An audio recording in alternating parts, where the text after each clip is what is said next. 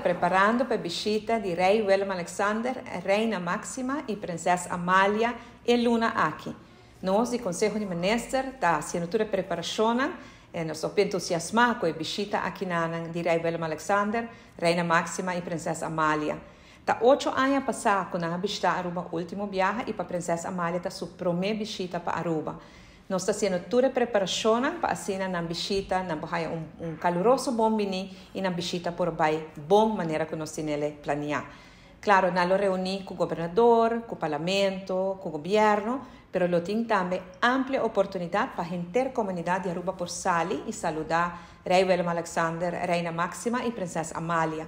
E a atividade aqui também está na praia e na São Nicolás, pois também tem suficiente momento que nós cada passa para saludar, mirar e apresentar-nos especialmente quem é o rei e a reina do reino holandês.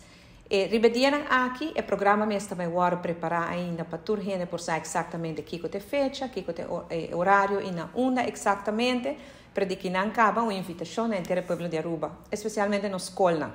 Nós compreendemos que a escola não tem entusiasmo acaba com a visita aqui e ojalá que toda a escola tenha entusiasmo aqui, preparar-nos muito e para o comércio, vão decorar vitrina, nos decorar estabelecimento comercial, para assim nós podemos dar caloroso bom bini, ou bem, de uma maneira que a Aruba só saduna e bom bini caloroso aqui.